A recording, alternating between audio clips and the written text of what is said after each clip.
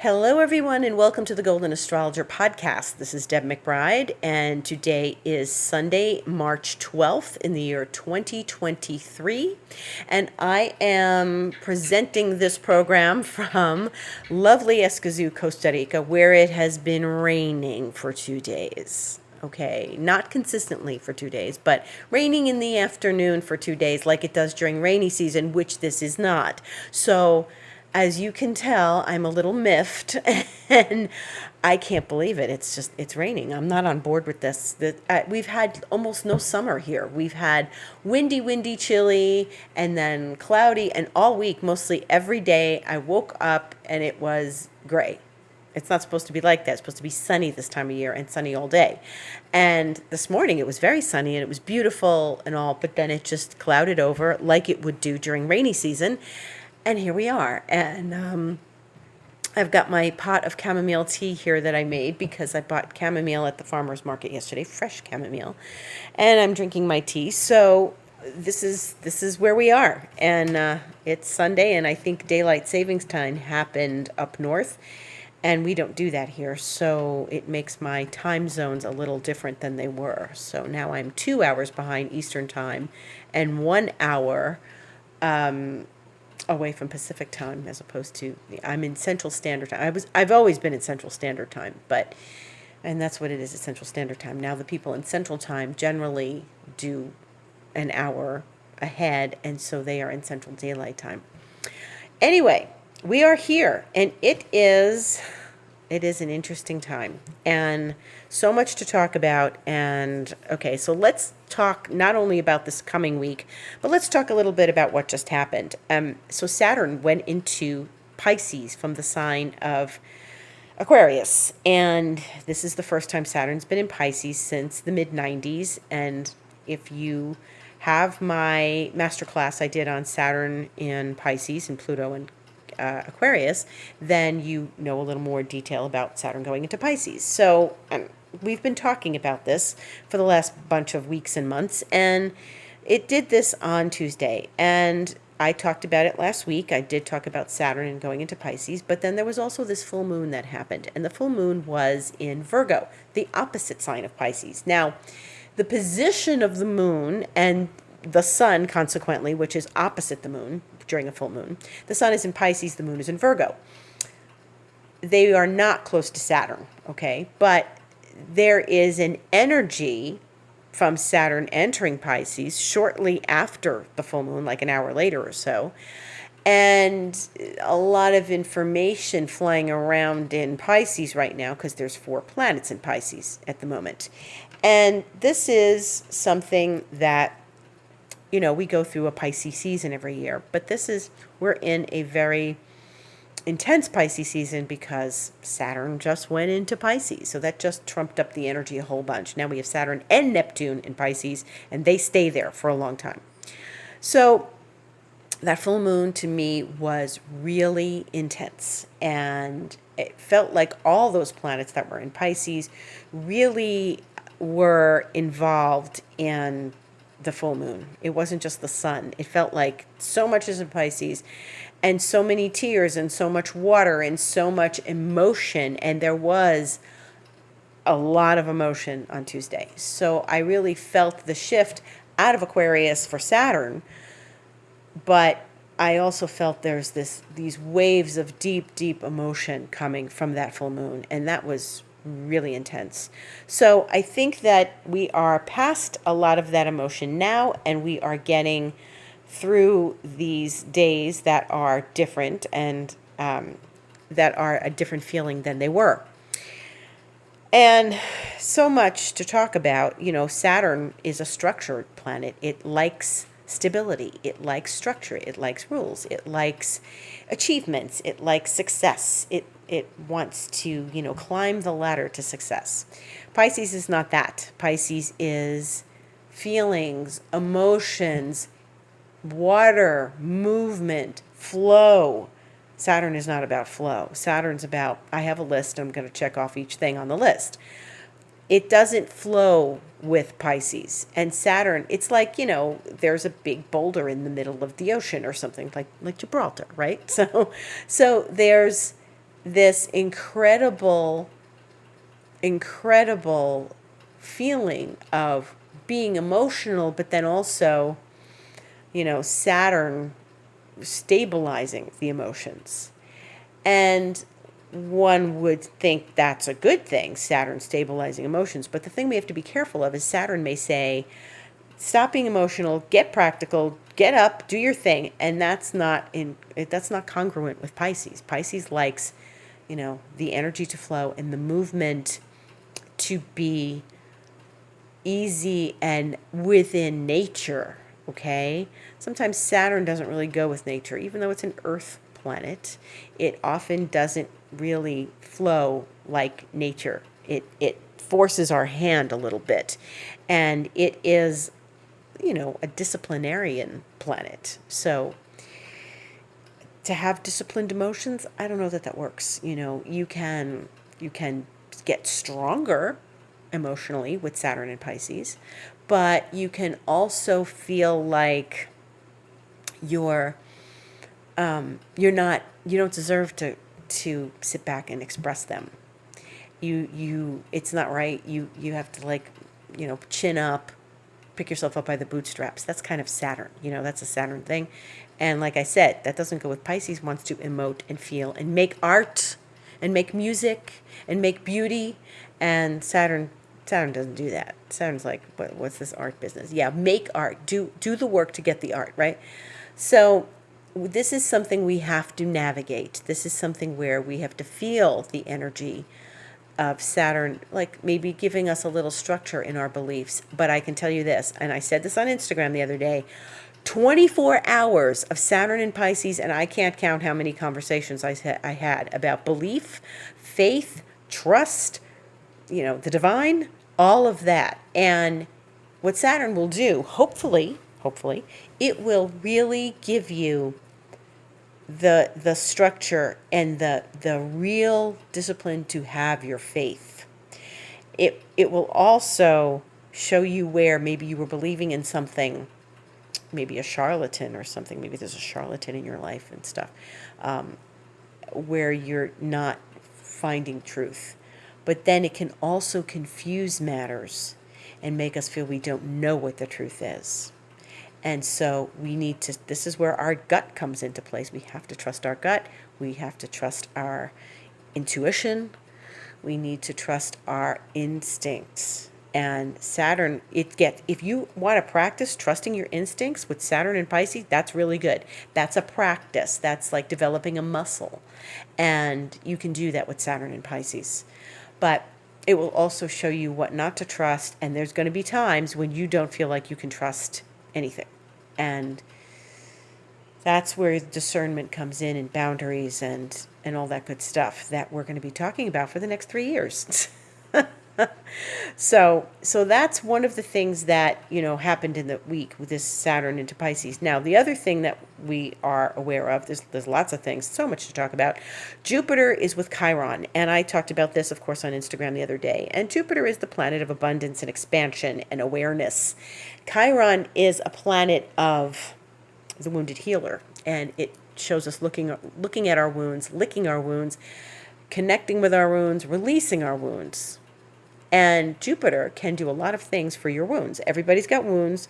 These wounds particularly are in Aries. So where do we feel we're a little wounded in the direction of, individuality, independence, our soul opinion, our soul, our self, our sense of self, where we're not people pleasing, where we are being a soul individual with our individual opinions and abilities. And Jupiter can expand the notion of that independence and all those good Aries things, confidence and stuff. But we need to be able to view our wounds in a more enlightened way, and that's what Jupiter there does. Now, it also allows us to look at them and go, oh, that's not as bad as I thought it was. I understand why I believed that all these years. Okay, and release the old beliefs. Jupiter helps an ease of that. It makes you a little friendly with your wounds, and you go, oh, okay, now I understand. I get it. Jupiter's about knowledge. So the connection of Jupiter to Chiron is a very open look at our wounds. This doesn't happen very often because Chiron's in Aries now for a few years and it's going to stay there. Jupiter's only passing through, and Jupiter's going to finish with Aries in May and go into Taurus. So Jupiter and Chiron aren't going to meet again for a long time. So this is an opportunity to seek healing for the wound, seek like not judging yourself and being open and looking at it and not criticizing yourself. Jupiter is like, hey, this is okay. You felt like this. It's because you learned these things. Now we can let them go. And I talked a lot about this the other day on Instagram. You can go back and look at my Instagram, the Golden Astrologer. And we are very much in the throes of looking at our wounds. It doesn't feel great. So much is going on. It doesn't feel great right now because that Jupiter Chiron is making, it's like, oh yeah, that is a wound, huh? But it's better to see it, reveal it, let it go, and cast out old beliefs that are no longer necessary. So that's the other thing that's going on. Now, I have to talk about Mars. Remember Mars? Mars is still in Gemini. And if you have been following me since August, you know that I've been talking about Mars in Gemini for a long time because that's when Mars went into Gemini in August. This is not typical behavior of Mars. Mars doesn't retrograde all the time and therefore spend 8 months in a sign. It spends like maybe 2 months in a sign. And so Mars has been on this journey, and Mars is a planet of confidence, of self-assertion, of stepping forward into something that we want to do. It's a masculine energy. It's about taking action and stepping into our power a bit. And it is a warrior planet. It does start wars sometime, but right now it is squaring Neptune, and it's going to be exact on Tuesday, the 14th, in a couple days, 7:39 p.m. And Mars has been down this road in the last few months. So back in October, Mars squared Neptune. And that first shot of Mars squaring Neptune, I have to say, really knocked people off kilter. People really got knocked off like where they were. They're going on their path, and that's Mars. I'm going forward. I'm driving forward. And Mars does not like the car to stall, the car to stop, nothing. Mars wants to not be, flooded with obstacles. It just wants to keep going in the car. Gemini is movement also. Gemini really is a movement-oriented sign.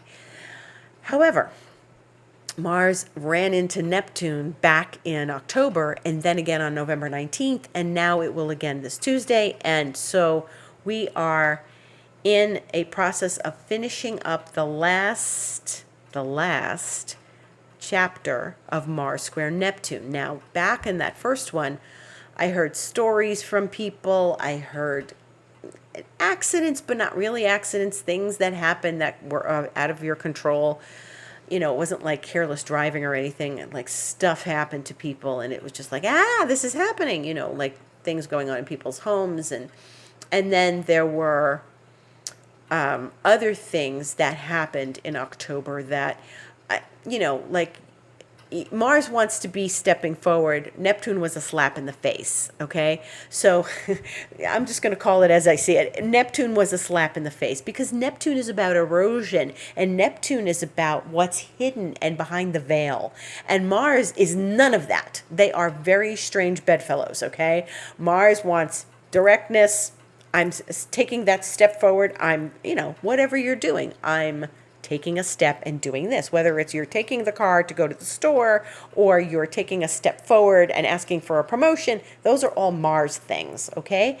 Neptune is the one that says, okay, I'm going to put a tidal wave in your way. And then, there was a flood of emotion back then with Mars squaring Neptune. And so it's so much right now because Mars is engaging with Neptune in a challenge for the last time since October.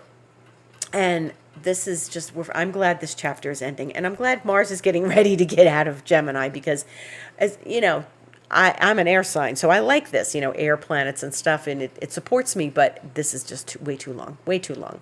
And, it's taken forever for Mars to come back here. I mean, it's March. The last time that they met was November 19th. So this is so, so deep. We are moving through something very deep. Now, how do you handle this?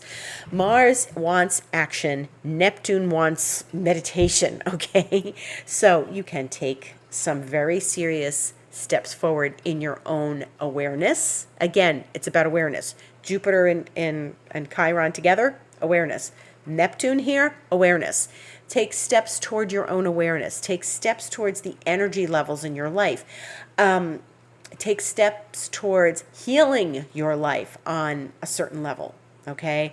Neptune is all about those things: vision, healing, meditation, intuition, and guidance. And Mars is like, guidance. I just want to get going.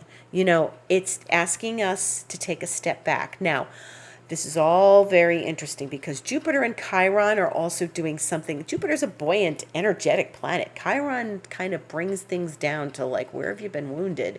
Mars is a planet that goes out and wounds. It's like the bow and arrow, the gun. Anything that's a weapon, Mars rules, okay? And Neptune is saying, no. We're going to use our energy to do things in our highest, okay? So again, Neptune is asking for spirit, intuition, awareness. And so we act in alignment with awareness. That is with Mars and Neptune. We can't just go willy-nilly to do whatever we want and think it's going to turn out. It's acting with a strong awareness. So where have you been since August? What journey have you been on since October? All of this is important because you've had to stay in alignment, and maybe new levels of alignment have been presented to you since those months. Okay? So this is where being asked to really step into alignment with awareness. And that's the way you step into alignment anyway. You can't do it without awareness. So you are being guided, and trust in the guidance, okay? Yeah, right? So that's a big thing. The next day, the Sun conjuncts Neptune. So there's clearly going to be this Sun square Mars, which actually happens on Thursday. So Tuesday we get Mars square Neptune. Wednesday we get the Sun conjunct Neptune, and therefore if the Sun and Neptune are in the same place, well then Mars and the Sun are going to be squaring each other because the Mars just squared Neptune. So that's on the 16th, Thursday. So this is a very, very interesting week. And so the Sun and Neptune, a great time to meditate. I have gotten some very deep, profound information when I made effort to conduct a ritual or a strong meditation on a Sun Neptune. This is about, again, being enlightened, aware. The Sun is light. It brings it to the place of where there may be cloudiness. That's Neptune. Then Mercury conjuncts Neptune. And so we're getting like a lot of energy, that Pisces energy, Mercury, the planet of communication. There is so much available to us in the spirit realms this week that's where we have to go. Okay, that's where we have to go. We have to go way into spirit. We have to ask ourselves like deep questions. How do we move forward in alignment with spirit, with our instincts, listening to our gut, listening to our intuition. So important. It's so important to listen this week. It's so important. Mars wants to just act. Everything else is telling us to listen. We have to listen. It's so important this week. The same day that Mercury conjuncts Neptune, the Sun squares Mars, we've got Venus squaring Pluto. So Venus, goddess in Aries, is squaring Pluto in Capricorn. And she's in Aries, and she is doing the challenge to Pluto. Now, Venus-Pluto can be very sexy, but it also can be triangles. It could be inappropriate relationships. It could be passions out of place. It can be triangles, and it can be very profound creativity and deep, deep, deep creativity. So this is a week to pay attention and listen. My goodness, it just keeps going. And then Mercury is going to challenge Mars. So we've got a lot going on this week, a lot. And so my advice is that this is a week to stay close and listen, listen, listen. Emotions are running high. We have to pay attention, consult with our inner self before we do anything, and like really listen to our gut. Should I go here? Should I go there? I don't feel like it, but it would be to the betterment of my day if I went there. Okay. You have to be really in touch with your intuition, with discernment, with your knowledge of yourself. Okay? Very important this week. Mercury squares Mars, and Mercury is, again, the planet of communication. So it's entangled with this Mars-Neptune. So I want you to go deep this week. I want you to go deep into yourself. I want you to do journaling. I want you to meditate. I want you to listen to the voice of spirit. It's all very present this week. And so this is a very profound, there's a lot going on. It's a very profound week to pay close attention to everything. Okay? Very intense. Very intense. Now, right after Venus and Pluto square, a couple of hours later, she's leaving Aries, and she's going into one of her favorite signs of Taurus. And that's where the goddess can really feel into nature and be at one and really connect with her goddess self. So this is the end of the day on Thursday. And then Mercury is going to change signs also next Saturday. It's going to enter Aries later in the evening. Or actually, if you're in the Eastern time zone, Sunday morning. Very early Sunday morning, like right after midnight. So Mercury's leaving Pisces. This is the last week of Mercury in Pisces, and then it's going to change signs, go into Aries, where Mercury is just zipping through. Mercury is like really the winged messenger in Aries. It really just gets out there, gets the information. Information's flying back and forth. It's not hesitating. It's not in Pisces, where it's slower and more sensitive, intuitive. It's going to be very direct in Aries, and that's what we have to look forward to. Now, so much going on, but I have to talk about Pluto. I have to. And it's already 20 minutes into the podcast, and I must talk about Pluto, who is leaving Capricorn, where he's been for 15 years, and going into Aquarius on the 23rd.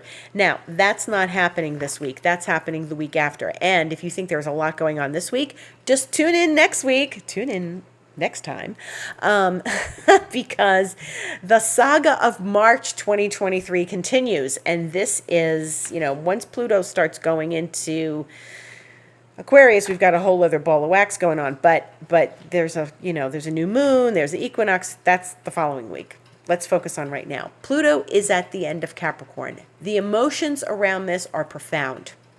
I feel the leaving of Pluto, of Capricorn. So the moment is now. Pluto, and this is going to go on for a long time. This is going to go on till Pluto finishes Capricorn. There's going to be a back and forth. Pluto's going to stay in Aquarius from March 23rd to June 11th and go back into Capricorn again, and then January go back into Aquarius, okay? But that's enough information for now, because it's going to go back into Capricorn at the end of 2024, but let's stay with the moment.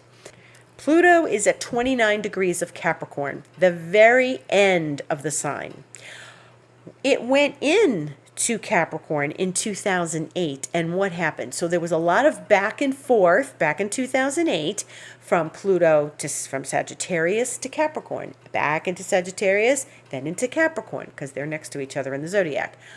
Pluto is the planet of transformation. And what did Pluto do when it started to go into Capricorn? Transform the finance markets, and all the darkness came out that was hiding in the corners of the finance market, the Ponzi schemes, etc., etc. But Pluto's story is starting to finish, and then we are starting to see some more banking stories. As I have heard, there are banks, small banks, closing. Okay, so what didn't happen? There were going to be runs on the banks, and the financial markets were crazy and everything in 2008. we're starting to see the other side of it as Pluto is now getting ready to leave. This is the nature of Pluto. When it comes into a sign, it brings a new story, but it's also bringing back the old story from when it entered the sign it's in. Okay, so 2008, Pluto went into Capricorn, Ponzi schemes, all this crazy financial markets rocked, okay, all this wild information. Now we're starting to see some more of the same things. It might not be what it was in 2008, but it's finishing the story. A story started in 2008, and now it's finishing. And this is the first passage of Pluto into Aquarius, okay? But we are seeing like this other story ending, and then a new one will begin when Pluto goes into Aquarius. But when Pluto left Sag, there was a story. There was a story that ended. And there were lots of stories that ended, but one particular story stood out to me. When Pluto entered Sagittarius in 1995, there was the OJ trial, and he was acquitted. And when Pluto left Sagittarius in 2008, he was sent to jail for something else. So remember, that's the same person on trial at the beginning of the sign, at the end of the sign. And look what happened. So there was a story at the beginning, there was a story at the end. There's a story of the financial markets at the beginning of Pluto and Capricorn, and now there is a story at the end. We're seeing some big transformations. Pluto is getting ready to leave the sign of banking, government, and commerce, and it is handling all the loose threads from that arena of life. And that's what Pluto's doing now. I'm hearing all these little banks are closing, and this is something profound that is the same story of Pluto and Capricorn. Once Pluto steps into Aquarius, we're going to get a new story. But pay attention, because Pluto going into Aquarius on the 23rd of March is the beginning of something brand new, and something is going to come forward for you. Pay attention. Where were you when the lights went out? Where were you when Pluto went into Aquarius? Anything, and my former teacher, Michael Luton, said something on his Facebook page the other day. He was saying, if there's something that needs to be said, say it. If there's something where you need to go back and revisit, apologize, something, do it. This is all during Pluto and Capricorn. The first passage of Pluto into Aquarius counts for that. So you want to wrap up those apologies and wrap up those, things of Pluto and Capricorn that have happened. And if you can't apologize to someone in person, you send them forgiveness from where you are. It's a really, really important time for atonement and forgiveness as we leave one sign and begin the next. What happened in 2008? I've been saying this a lot to people. What happened to you in 2008? Whatever was going on then, there's a similar quality to right now, and the story that is happening right now is asking for you to wrap it up. So maybe you need to say goodbye, forgive, something. But there's some similar bell ringing now that there was back in 2008. So individually, we need to pay attention to what's happening. And I can feel this change. Believe me, I feel this. I'm watching the chaos. I'm feeling the chaos. I'm feeling the chaotic energies. And like I said a couple weeks ago, I just let them move through me. Sometimes it's hard to do that. Sometimes I want to be emotional, but I've got to hold energy. And it's really important for us each now to feel the emotions, let them go, watch them release, watch them move through our body, our system, our minds, and really come to a place of letting go of this last 15 years. Lots of stories, but the particular ones to 2008 when Pluto entered this sign are the ones that might come back to us right now. Be very aware of this. It's very deep. It's profound. There's life-changing energies happening to us right now. And, my teacher, Michael Luton, used to talk about death anxiety, and that whenever an outer planet changed signs, we had these feelings of loss and release, and because the story's ending. Not because we're dying, not because our loved ones are dying, but because there is something that's saying, okay, we're closing the doors on this story, and we're getting ready for the next chapter. And we do this all the time in life, So I think Pluto in Aquarius is going to be fascinating because Aquarius is interesting and technological and forward thinking and futuristic. And so, there might be a little science fiction in our lives that comes to be reality. But that's where we are. So I'm going to talk more about this. We got a long road here, and it's going to be very interesting. But right now, we're watching that Pluto and Capricorn wrap up the stories, and we have to, take action where we need to. And, the best thing right now is to pay close attention and listen. Listen. And that's it. I could go on, but boy, oh boy, there's lots of energy this week, and we have a lot of movement to do. So stay in touch with my Instagram, The Golden Astrologer, because I will be on this week talking about everything that's happening. And, Friday I made a video, and I was saying, boy, this energy, it was just Friday was so intense. It's interesting because the full moon was Tuesday, and Saturn went into Pisces on Tuesday, but Friday came, and I could not believe the level of energy that was surrounding me, and just this abundance of like high level energy that was just, I can only take this in small doses. I was awake half the night after that, Friday into Saturday. It was so much. It was just so much. And so we're processing. We are moving through this. We are taking our time and tasting the next chapter. And that's where we are. So stay close to Instagram. That's where I am. My mailing list is at my website, thegoldenastrologer.com. You can get on my mailing list. I sent out a blog this past week. I'll be sending out more in these coming weeks.